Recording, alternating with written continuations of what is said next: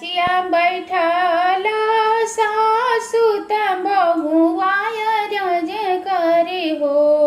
मचिया बैठल सासु त बहुआय रज करे हो। सासु जी भूखल बानी खर जीवतिया जाइब गंगा स्नान करे हो। सासु भूखल बानी खर जीवतिया जाइब गंगा स्नान करे हो। हंसी हंसी सासू जी पूछली सुन मोरी बहुआरी हो। हंसी हंसी सासू जी पूछली सुन मोरे बहुआरी हो। हे बहू केकरा लागी भूखेली जीवतिया जीवतिया बड़ी पावन व्रत हो। हे बहू केकरा लागी भूखेली जीवतिया जीवतिया बड़ी पावन व्रत हो।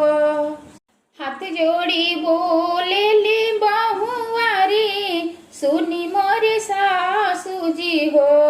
हाथ जोड़ी बोलेली बहुआरी सुनी मोरे सासू जी हो। सासू जी बबुआ लागे भूखे नी जीवतिया जीवतिया बड़ी पावन व्रत हो।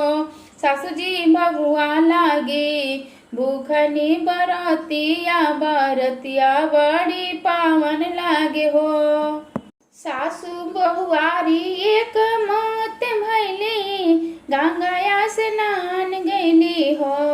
सासू बहुआरी एक मत भैली गंगाया स्नान गैली हो। आरे खरी तिल से करे स्नानवा त गंगा में डुबकी मारे हो। आरे खरी तिल से करे स्नानवा त गंगा में डुबकी मारे हो।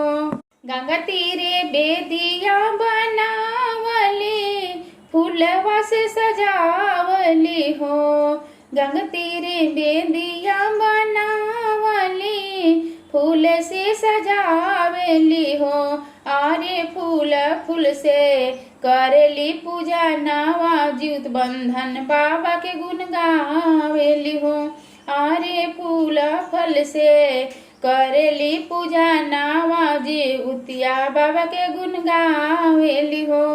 जैसे के बाबा मोरे गुंदिया भरले सुखी परिवार दिहले हो।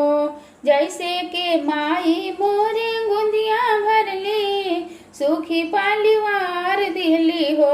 हे बाबा मोरे बबुआ के लमहर उमरिया दिहले बबुआ अमर होखे हो।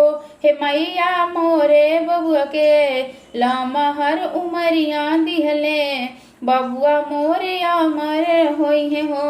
रौरे ही कीरी पास अजमरत कैनी हे बाबा अमर करिया हो।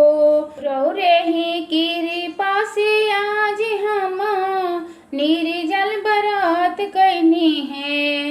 रौरे ही कीरी पास आज हम निर्जल व्रत कैनी है। हे बाबा अमर करिया हमरो सिंदूरवा त कठिन व्रत हुए हो। हे बाबा अमर रखिया हमरो सुहागवा त कठिन व्रत हुए हो।